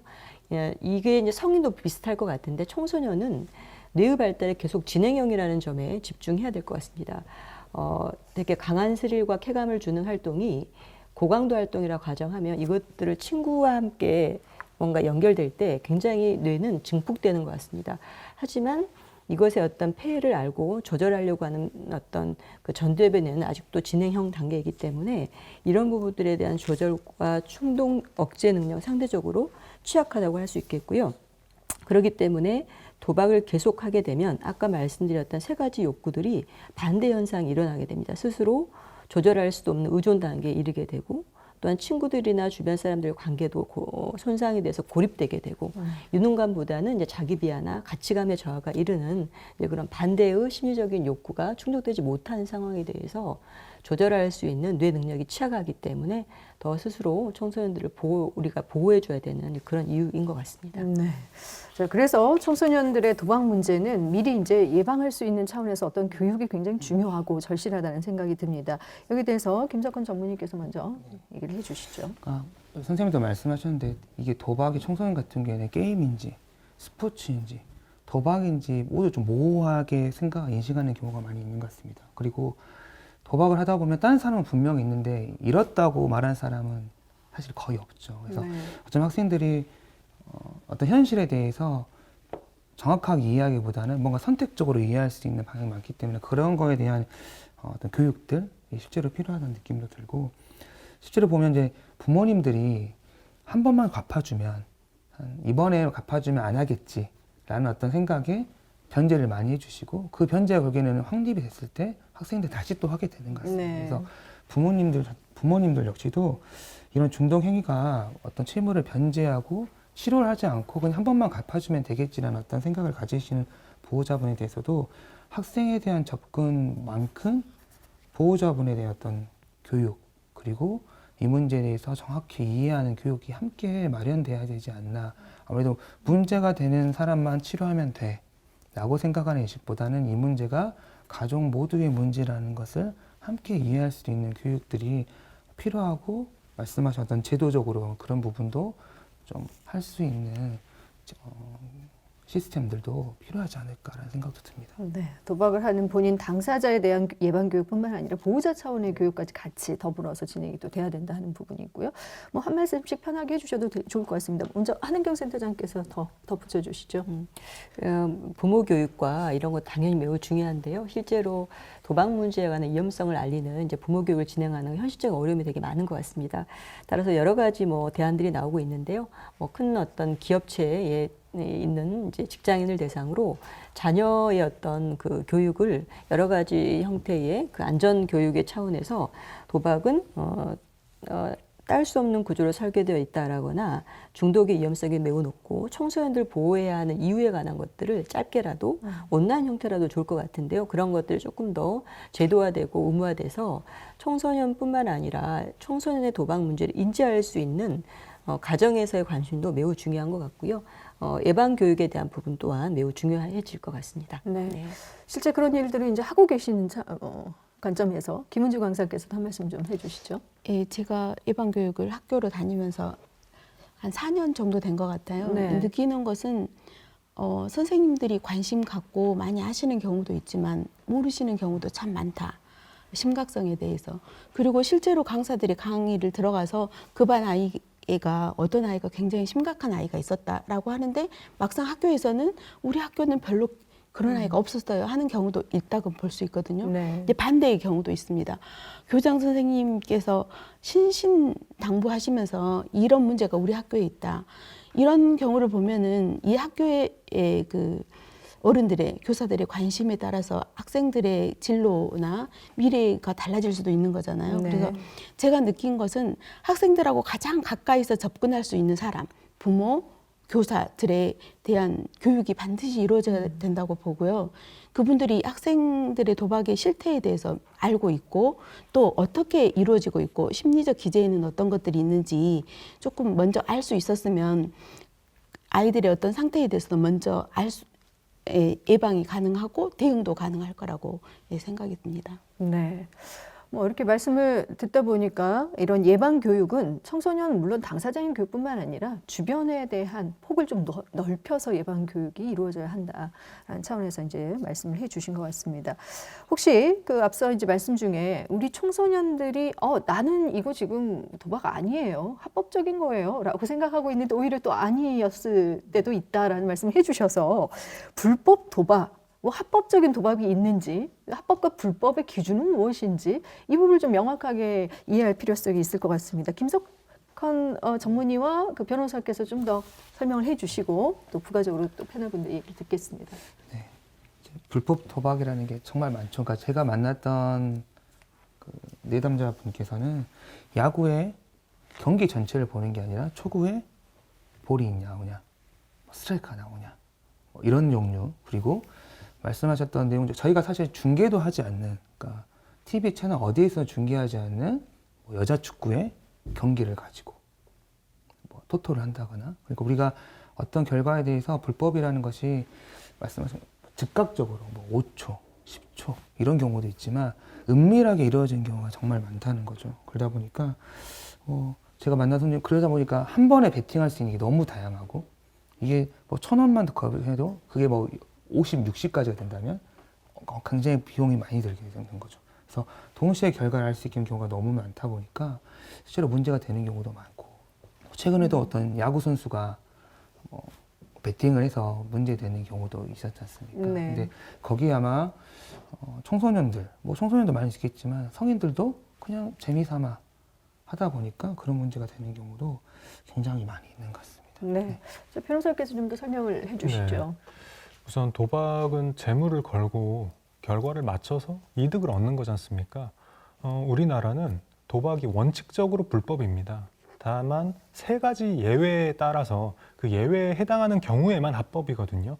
첫 번째가 우리 국민체육진흥법이라고 있는데 이 국민체육진흥법에 따라서 경마라든지 뭐 경정, 경륜 이렇게 뭐 운동 경기의 결과를 알아맞추고 재물을 취할 수 있는 승부 예측을 해서 재물을 취할 수 있는 구조가 있는데 이건 국민체육진흥법에 따라서 국민체육진흥공단이 하는 스포츠 토토라든지 이런 합법적인 기관이 운영했을 때만 합법인 겁니다. 이걸 사인이 운영을 하게 되면 그 자체가 또 불법입니다. 네. 그래서 이게 첫 번째 예외고, 두 번째는 이 폐광지역 진흥에 관한 특별법이 있는데 이 특별법에 따라서 설립된 게 강원랜드거든요. 이 강원랜드는 카지노를 운영을 하는 건데 원래 카지노는 내국인이 입장할 수가 없지만 예외적으로 이 특별법에 따라서 내국인이 입장을 하고 또 도박을 할 수가 있습니다. 그래서 이게 두 번째 예외가 되는 것이고, 세 번째는 제가 서두에 말씀드렸다시피 일시적인 오락인 경우에는 도박을 하더라도 처벌을 하지 않습니다. 그 일시적 오락은 뭐 시간이라든지 장소 또 하는 사람들의 관계 걸려진 판돈 또 이득의 용도 이런 것들로 구분을 하는데 뭐 가족끼리 명절에 한다거나 하는 것들은 대부분 뭐 일시적 오락에 해당하겠죠. 그래서 이렇게 세 가지 경우를 제외한 나머지는 모두 다 불법이다 이렇게 보시면 됩니다. 네, 일시적 오락, 명절에 잠깐씩 가족끼리 하는 걸 예를 들어주셨고 강원랜드 뭐 내국인에 출입해서 하는 것, 또 운영 주체가 국민체육진흥공단에서 하는 운동 경기에 이제 베팅을 하는 그런 것들 세 가지 예외 항목을 이제 말씀해 주셨는데 혹시 김은주 강사께서 좀 덧붙여서 설명을 해주실까요? 네, 우리 변호사님께서 말씀해 주셨는데 이것을 이제 알기 쉽게 설명을 하면 우리나라에서 정해서 합법적 도박 산업으로는 7가지가 있습니다. 그게 아까 조금 전에도 말씀하셨더니 경마, 경륜, 경정, 그리고 강원랜드로 대표되는 카지노, 그 다음에 복권이 있죠, 로또 같은 거. 네. 그 다음에 체육진흥 투표권, 일명 토토라고 하는 것이죠. 그 이외의 동물들의 싸움인 청도소 싸움만이 유일하게 합법적 도박 산업의 7개가 있습니다. 그 외에 개인 간에 뭐 내기를 한다거나 돈을 걸고 하는 것은 모두 다 불법이라고 보면 되는 것이고요. 최근에는 가장 많이 이루어지는 것들이 온라인에서 이루어지는 건데 굉장히 많은 종류가 있죠. 토토, 사설 토토, 사설 카지노, 사다리, 게임 하투 이런 것들이 있는데 그게 만약에 사이버 머니로 재미로 한다라고 하면 도박이라고 보지 않을 수 있죠. 근데 이것을 현금을 내고 한다, 돈으로 환전할 수 있다라고 하면은 도박이라고 볼 수 있습니다. 그래서 그 개념을 돈하고 관계가 있다. 도박은, 불법 도박은, 그리고 우리나라의 합법 도박은 7개다. 이렇게 생각을 하시면 좋을 것 같습니다. 네, 불법과 합법적인 도박에 대해서 명확하게 이제 그 개념과 기준을 알려주셨는데, 자, 그렇다면 이제 불법 도박에 해당될 경우에 단속은 어떻게 지금 이루어지고 있는지요? 네, 단속이 굉장히 어렵습니다. 그래서 단속되는 경우가 그렇게 많지는 또 않은 편인데 단속되는 사례들을 보면 첫 번째가 이 관련 단체가 모니터링을 꾸준히 하고 있거든요. 그래서 관련 단체 모니터링으로 적발이 이루어지는 경우가 있고 또 두 번째로는 경찰이나 검찰 같은 수사기관이 직접 인지를 하는 경우가 있습니다. 뭐 다른 사건을 수사하다가 인지를 한다거나 해서 그렇게 수사기관이 직접 인지를 해서 적발을 하는 경우가 있고 또 세 번째가 이제 제보 등을 통해서 적발이 되기도 하는데 이런 불법 사설 도박 사이트들의 대부분이 해외 서버를 두고 있습니다. 그래서 그 운영진이 해외에 체류하는 경우가 많고 또 해외에 직접 그 실물이 있기 때문에 그런 것들을 적발하기 위해서는 수사가 국제 공조가 이루어져야 되는 경우도 좀 있어서 실제로 단속이라든지 적발이 좀 어려운데 특히 운영하는 그 실제 사례들을 보면 총책이 있고요. 또 서버 운영진이 해외에 직접 나가 있습니다. 그리고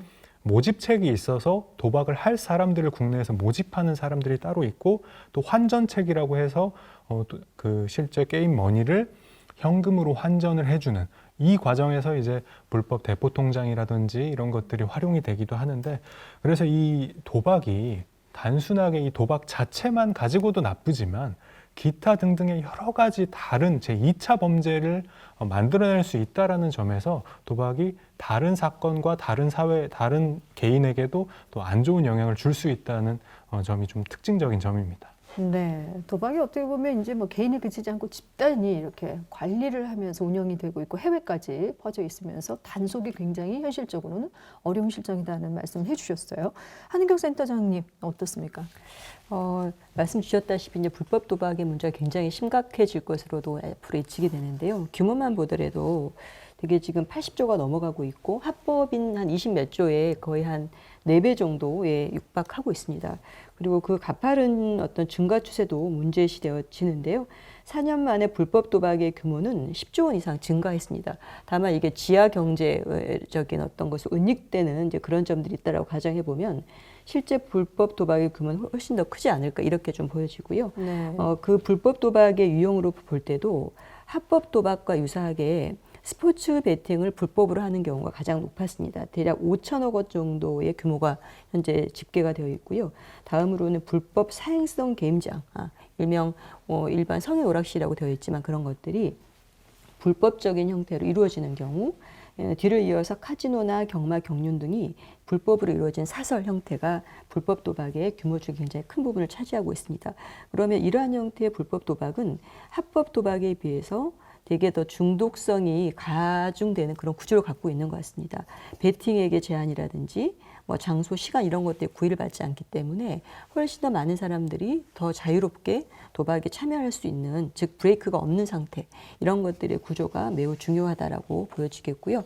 따라서 이제 이런 불법 도박이 적발될 경우에는 기존 형법에서 말하는 도박죄보다 훨씬 더 특별하게 엄중하게 이런 것이 처벌수가 높다라는 점들을 좀 유념해 봐야 될 것 같고요.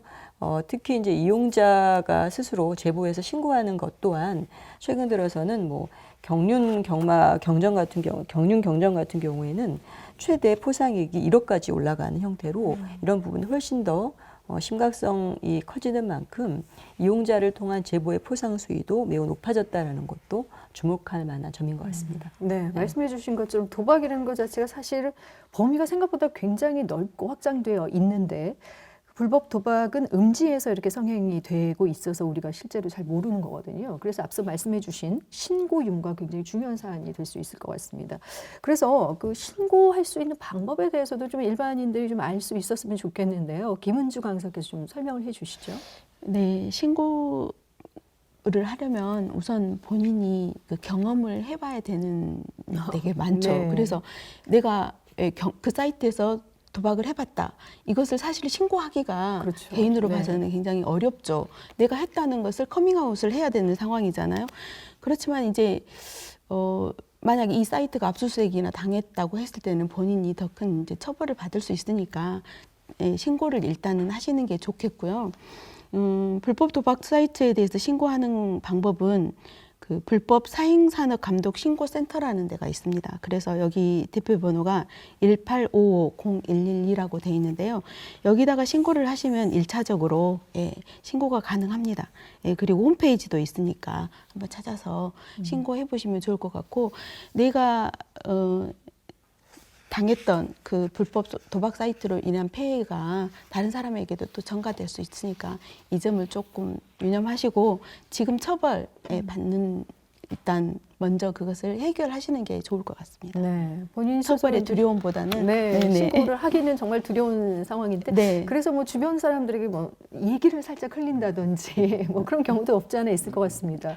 김석환 전무님께서 좀 더 네. 설명을 해주시죠. 아까 말씀하셨던 이제 불법 사행산업 감시 신고센터라는 곳이 있고 거기 한번 지금은 사이트 점검 중에 제가 확인을 못했는데 아마 본인 인증 절차 과정이 있는 걸로 알고 있습니다. 그리고 우리가 하냐면 불법 스포츠 토토와 관련해서는 이제 국민체육진흥공단에서 또 운영하고 있는 불법 스포츠 토토 신고센터가 있는 것으로 알고 있습니다. 크게 아마 2가지 정도가 있는 것으로 알고 있는데 본인 인증 과정이 반드시 필요하다는 생각은 듭니다. 왜냐하면 신고한 사람에 대한 정확한 인적사항이 필요하다고 생각하지만 사이트를 들어가 보니까 로그인 했던 아이디나 이런 부분은 대부분 선택사항으로 있기 때문에 주저하지 말고 혹시 본인이 발견하셨다고 주변인이 한다면 알리시는 게 도움이 될 거라 생각이 들고 다만 이제 신고했던 것도 있지만 문화체육부에서 대부분 이런 부분을 관장을 하고 있는 걸 알고 있습니다. 다만 이제 이것들이 치료로 이어지려면 주체들이 같이 좀 협업이 필요하지 않나. 신고만 되고 그 신고받는 처벌만 되는 것이 아니라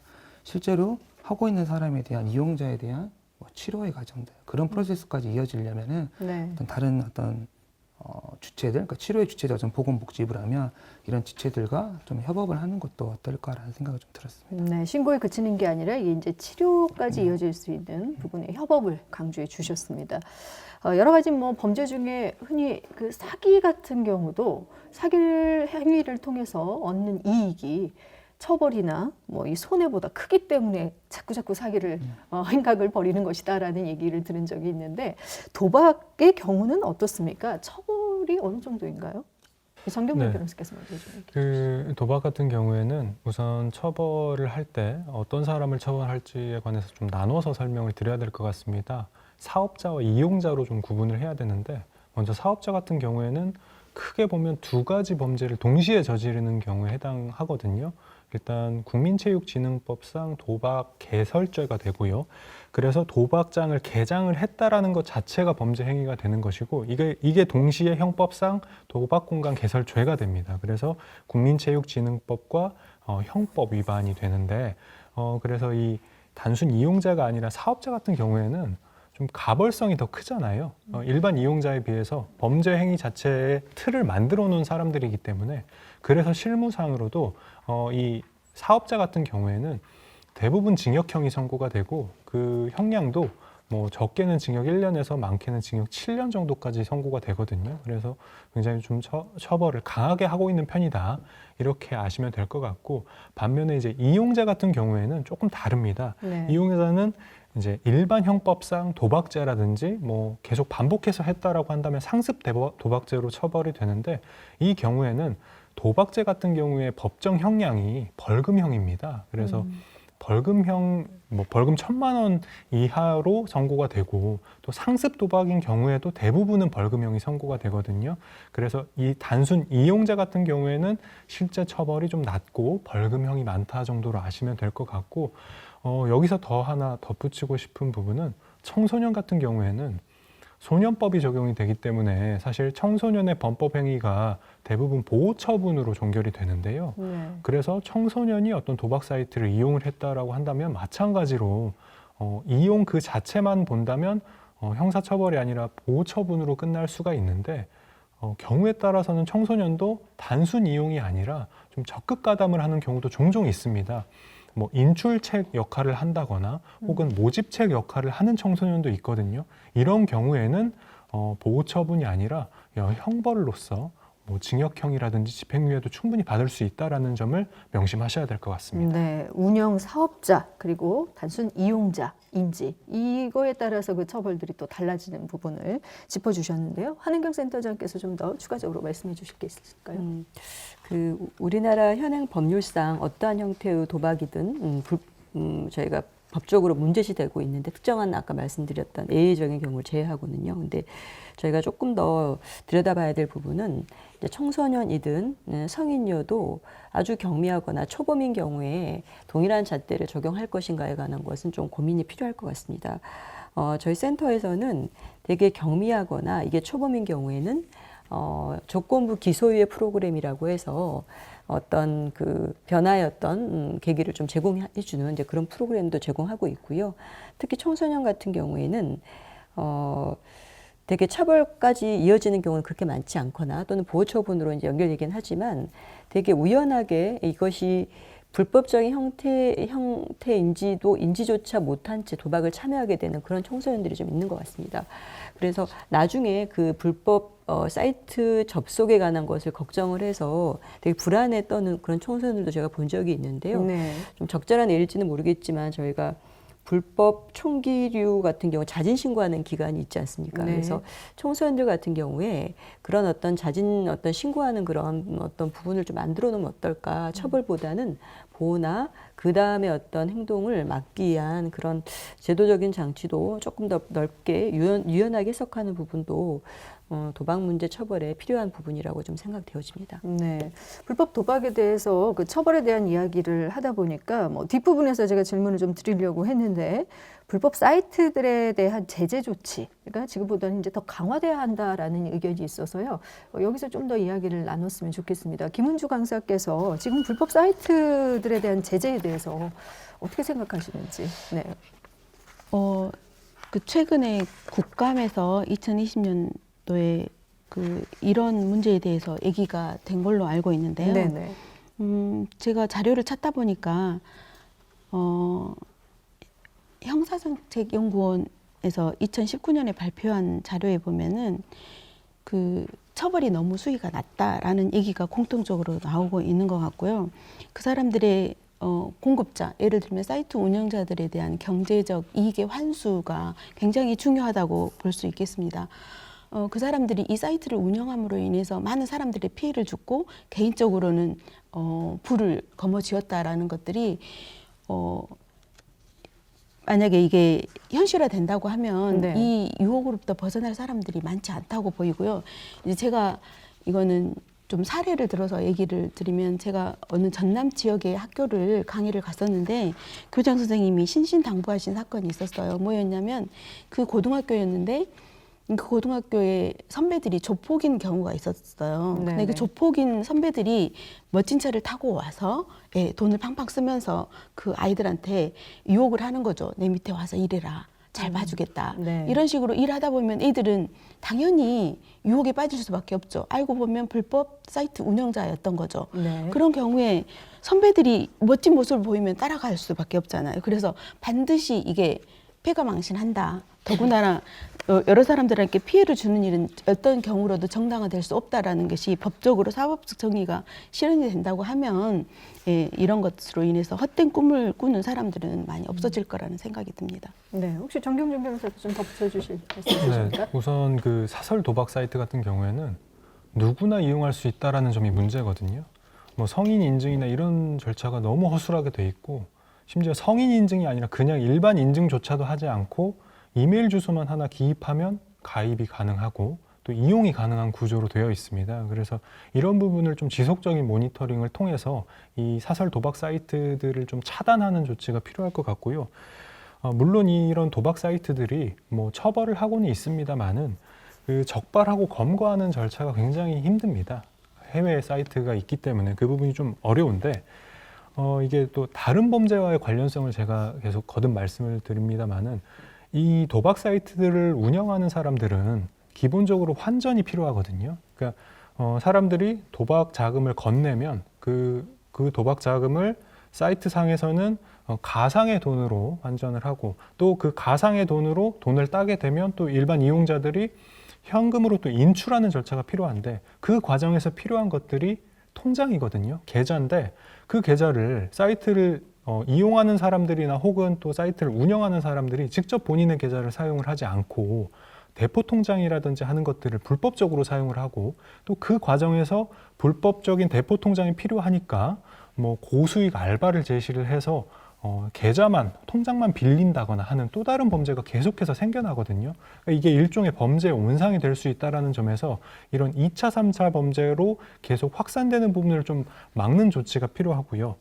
또 좀 전에 말씀해 주신 부분이 이런 사설 도박 사이트들의 이득이 많기 때문에 범죄가 계속된다라는 부분을 말씀을 해 주셨는데 현재도 법원에서 판결을 할 때, 처벌을 할 때 이득 상당액을 벌금으로 부과를 하고 있습니다. 네. 징역형과 병과를 해서 벌금형으로 부과를 하고 있고 그와 덧붙여서 최근의 판례의 경향은 이런 사이트를 운영하면 그 운영한 행위에 대한 가벌만 하는 것이 아니라 그 운영을 할 때 좀 전에 말씀드린 것처럼 이용자들이 충전을 하잖아요. 금액을 충전을 해서 게임상 머니를 가지고 도박을 하는데 충전을 할 때마다 도박 행위를 하는 건데 네. 그 도박 행위도 일종의 영업이거든요. 그래서 그 영업을 통해서 충전을 할 때마다 부가가치를 창출을 하는 거기 때문에 이게 부가가치세를 내지 않은 것이 돼서 조세범처벌법 위반으로 동시에 같이 처벌을 하고 있는 게 최근의 판례 경향입니다. 네, 이렇게 처벌과 제재 조치가 갈수록 강화되고 있다는 것을 또 많이 아셔야 이 도박에 빠지는데 조금은 예방이 되지 않을까. 자, 지금부터는 그 예방 치료에 관련된 내용을 그래서 좀 더 이제 살펴보겠습니다.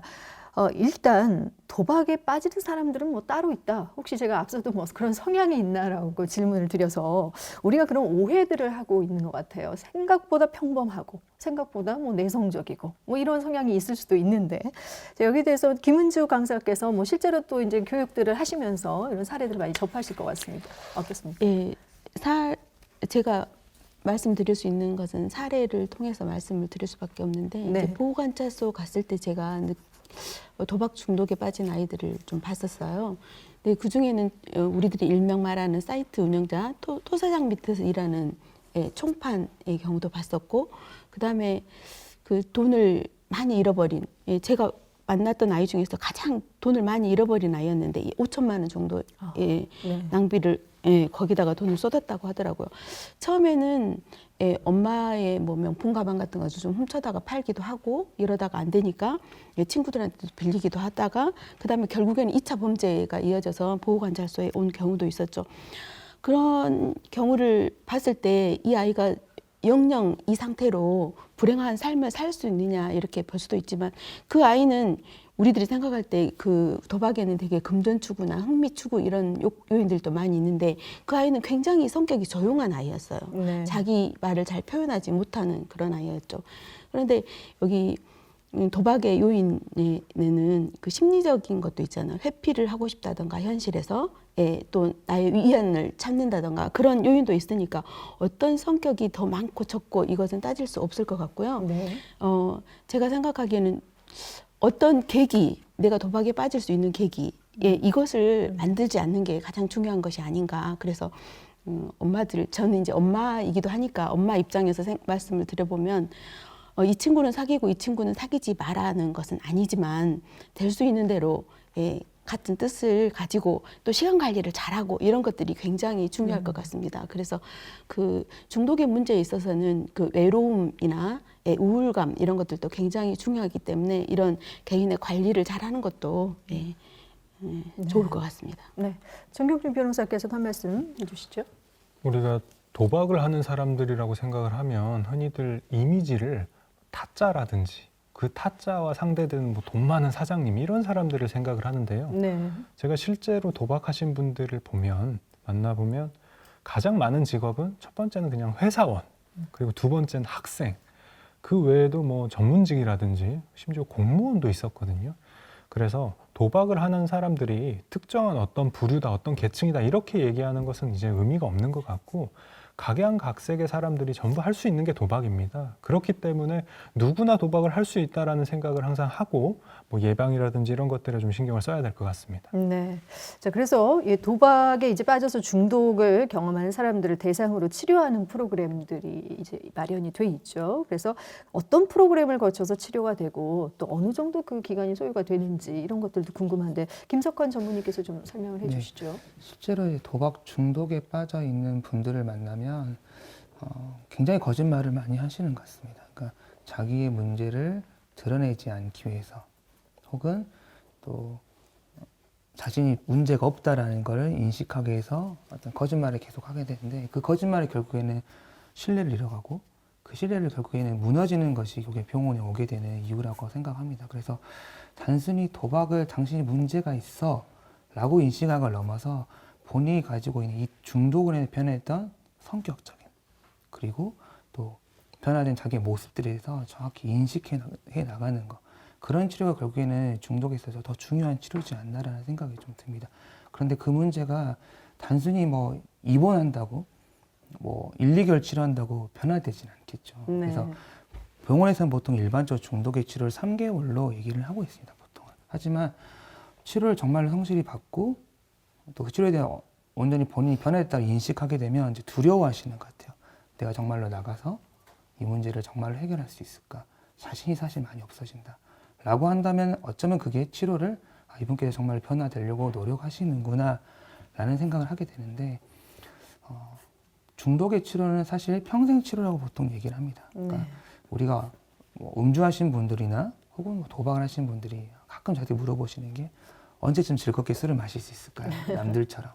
도박이라면 그래도 내가 한 번은 남들이 즐겁게 하는 거니까 즐겁게 한번 할 수 있지 않을까요? 라는 이제 말씀을 하시는데 결국에는 단주해야 되고 단도박해야 되기 때문에 평생의 자기 문제를 가지고 치료해 나간다면 그러니까 그런 인식을 가지게 된다면 그게 어쩌면 치료를 정말 잘 받으셨다. 그래서 자기의 문제에 대해서 인식하고 그 변화를 이끌어가는 치료를 보통 하는 거고 그중 여러 가지 치료가 있겠죠. 그런데 아마 센터에서 하고 계시지만 어떤 치료자가 환자분을 보는 거랑 또 정말 당사자들이 본인의 문제를 바라보면 좀 다르기 때문에 사실은 단도박 모임과 같은 자조 모임 같은 것들을 정말 성실히 다니시는 것들이 외래에서는 굉장히 중요하다는 생각이 좀 들고요. 네. 사실 병원에 제가 있기 때문에 약물을 많이 대부분 사용을 하고 있습니다.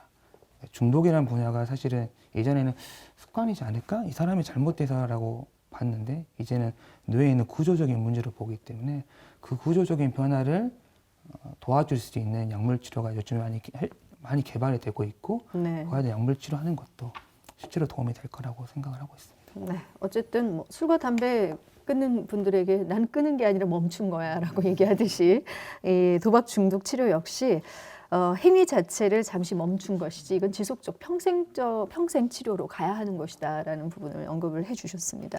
아마 이제 구체적인 프로그램은 한은경 센터장께서 좀 더 자세히 말씀해 주실 수 있을 것 같습니다. 네, 되게 이제 오시는 분들은 되게 이런 질문들 하세요.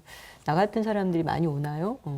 네. 이게 완전히 회복됩니까? 얼마나 받아야 되나요? 이런 질문들 하시는데요. 그 질문에서 사실 치료는 시작된다라고 보여집니다. 일반인들이 갖고 계시는 도박 중독에 대한 오해는 대략적으로 3가지 정도 말씀드릴 수가 있겠는데요. 특정한 사람들이 걸린다. 그리고 의지로 조절할 수 있기 때문에 저 사람은 의지가 박약한 것이다. 또는 손목을 잘라도 평생 못 끊을 것이다라는 이제 부정적인 생각들인 것 같습니다.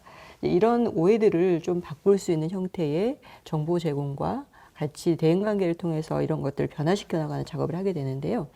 되게 도박 문제가 발생한 원인이 개인적인 심리적인 취약성 외에도 여러 가지 환경적 요인도 영향을 줄 수 있을 것 같고요. 도박 문제의 심각도라든지 지속되는 어떤 패턴 또한 다르기 때문에 도박 문제에 대한 전체적인 평가를 통해서 그 개인의 도박의 양상과 심리적으로 취약했던 기질이나 후천적인 성격 요인은 어떤 것이 있는지, 그리고 이 문제를 지속하고 있는 사회 문화적 그리고 가족의 어떤 영향 요인들은 무엇이 있는지, 이런 것들을 정밀하게 좀 평가를 하게 됩니다.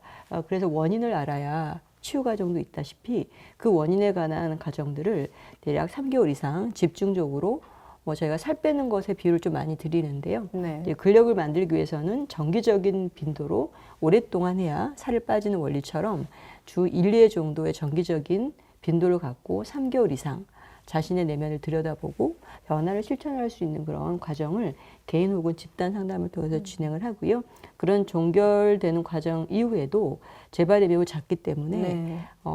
그런 것들을 생활에서의 즐거움을 찾거나 대인관계의 만족감을 증진시킬 수 있거나 소통의 기술이 증진되는 이런 여러 가지 형태의 집단이 이루어지는 모임이 굉장히 효과적이고요. 그런 것들을 통해서 대략 치료가 종결되고 난 이후에도 3개월, 6개월, 1년 정도의 정기적인 재발과 이기 상황을 관리한다라고 볼 수 있겠습니다. 네. 또한 이제 가족의 대처 또한 대리변제하지 않을 수 있는 그런 방법도 매우 중요하다고 말씀드릴 수가 있겠습니다. 네. 추후에도 계속해서 지속적인 관리가 이제 필요하다는 차원에서 김은주 강사께서도 한 말씀 좀 덧붙여 주시죠. 여러 가지 중독에는 개인적, 심리적, 생물학적, 사회환경적 요인이 있지만 저는 이제 개인의 관점에서 말씀을 드리고 싶습니다. 그 자신에 대해서 먼저 조금 탐색하는 것이 필요하다고 생각을 합니다. 제가 정말 잘 유지가 되고 있다가도 갈망이 어느 순간에 일어나는지, 어느 순간에 내가 멈출 수 없는지, 트리거라고 하는데 그 촉발 요인이 있을 거예요. 친구들이 하는 모습을 봤다던가 혼자 조용히 밤에 있다던가 이런 나만의 어떤 루틴이 있을 거라고 생각을 합니다. 그 루틴이 자신에 대해서 파악을 할 수 있다고 하면은 그 상황을 피할 수 있는 것이 가장 중요하죠. 그래서 저는 이제 중독적 상황에서 나를 보호하기 위한 가장 좋은 방법은 36개 줄행랑이라고 저는 생각을 합니다. 그래서 그 순간에 나에 대해서 파악을 한다고 하면 갈망이 일어나는 순간 고위험 상황을 파악을 하고 그 순간에 나를 그 상황으로부터 빼내는 거죠. 그래서 그 상황으로부터 나를 분리를 할 수 있다고 하면은 적어도 이 순간은 멈출 수 있고 이 순간이 다음 순간으로 이루어지고 아까 우리 센터장님께서도 다이어트 말씀하셨는데 다이어트는 내일부터 하는 거고 도박은 오늘만 안 하면 되는 거죠. 그래서 이 순간을 잘 넘어갈 수 있는 방법, 개인적인 나의 성향, 나의 트리거 이런 것들이 어떤 것이 있는지 파악을 하는 것이 저로서는 가장 중요한 게 아닐까 이렇게 생각해 봅니다. 네, 오늘 많은 말씀들을 해주셨는데요. 개인적으로 노력해야 할 부분, 또 사회적인 안전망 차원에서 감시체계 이런 것들 강화를 위해서 또 정부나 사회가 관심을 갖고 또 해줘야 할 부분들이 있을 것 같습니다. 마지막 말씀으로 이런 부분과 함께 또 당부 말씀이 있다면 같이 미처 다 못한 말씀이 있다면 해주시면 좋겠습니다. 자, 마무리 말씀으로 듣겠습니다. 먼저 한은경 센터장께서 마무리 말씀해 주시죠. 네, 3가지 정도 당부 말씀을 좀 드리고 싶습니다. 도박 문제에 대한 위험성을 최대한 많은 분들이 알게 하는 게 중요할 것 같고요. 딸 수 없는 구조라든지 또는 중독되기 쉽다라는 그런 정보들이 특히 청소년들에게 교육 커리큘럼과 같은 형태로 지속적으로 제공될 수 있는 그런 법과 제도의 장비가 좀 개선이 돼야 될 것 같고요. 둘째는 조기 개입일 것 같습니다. 예로부터 만국병이다라고도 도박 중독이 알려져 있는데요. 그만큼 폐해가 크다라고 인식되어졌던 문제인 것 같습니다. 하지만 조기에 개입할수록 피해를 차단할 수 있는 문제이기도 하기 때문에 관심을 갖고 혹시 돈 문제가 갑자기 생긴 분들이 주변에 계시다면 도박 문제가 혹시 있는 건 아닌지를 좀 묻거나 관심을 기울이는 태도도 필요할 것 같습니다. 이제 마지막으로는 도박 문제가 있다라고 판단되는 이제 분이 주변에 계시거나 또는 본인의 경우라고 하면 언제든 원하는 시기에 원하는 곳에서 전문가의 도움을 받을 수 있도록 이런 센터의 설치 확대라든지 이것에 대한 전반적인 국가의 공공재조로서의 어떤 정신건강 서비스 확보를 위해서 재반 관련 법률이나 제도 개선이 매우 중요하다고 할 수 있겠고요. 무엇보다 중요한 선제적 예방을 위해서 지자체를 비롯한 교육청에서 조례를 보다 실효성 있게 이것을 만들어줄 수 있도록 가장 많은 청소년들은 80% 이상이 친구들로부터 이 바이러스 같은 거라고 생각하시면 좋을 것 같아요. 그런 것들이 학내 안전한 학교 환경 조성을 위해서 무엇보다 교육청에 좀 나서서 이런 부분들에 관심을 기울여야 할 것으로 보입니다. 네. 다음 김석헌 전문의께서 마무리 말씀해 주시겠습니다. 네.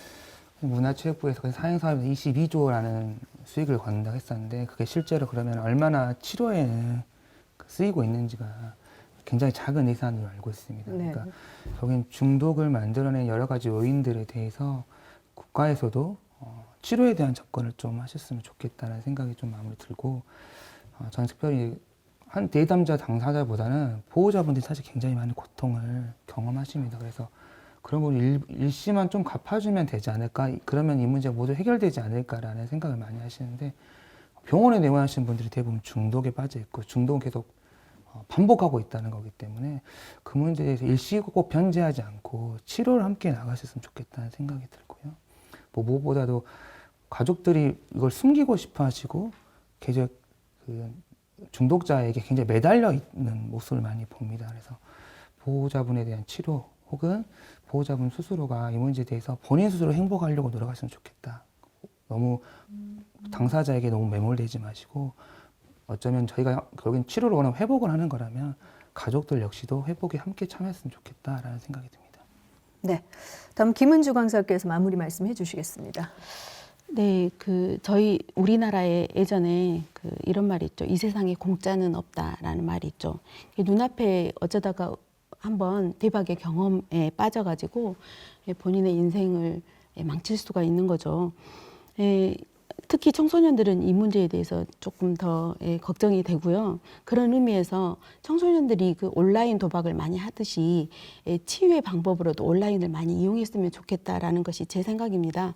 특히 코로나 상황이 쉽사리 좋아지지 않을 거라는 것을 예상해 보면은 대면에서 상담 또 도박문제관리센터 전남센터가 있긴 하지만 전남이나 그 이외 도서 지역에서 아이들이 여기까지 상담을 오거나 하면 굉장히 많은 노력과 절차를 거쳐야 될 텐데 이것들을 온라인은 한 방에 해결할 수가 있잖아요. 그래서 언제 어디서든지 내가 위험한 상황이 있을 때 누군가하고 전화하고 싶다던가 상담하고 있으면 가능한 것들이 앱으로 개발이 돼서 접근성이 높아졌으면 하는 바람입니다. 네. 마지막으로 정경준 변호사께서 마무리 말씀해 주시겠습니다. 네, 저는 실제 현장에서 홍보 부족을 좀 많이 느끼거든요. 구체적으로는 처벌에 대한 홍보 부족을 좀 많이 느끼고 있습니다. 청소년들이 내가 범죄를 저지르고 있다라는 죄의식이 없거든요. 그래서 실제 교육이나 홍보가 처벌 사례를 중심으로 좀 있었으면 좋겠다라는 생각이 들고 도박은 누구나 할 수 있지만 누구든지 처벌받을 수 있다라는 생각도 좀 널리 퍼졌으면 좋겠습니다. 네. 한두 번의 요행을 통해서 돈을 벌겠다는 허황됨은 결국 그 삶마저 의미 없는 것을 만들어버릴지도 모릅니다. 도박이란 돈을 버는 수단이 아닌 돈과 인생을 버리는 방법일 뿐입니다.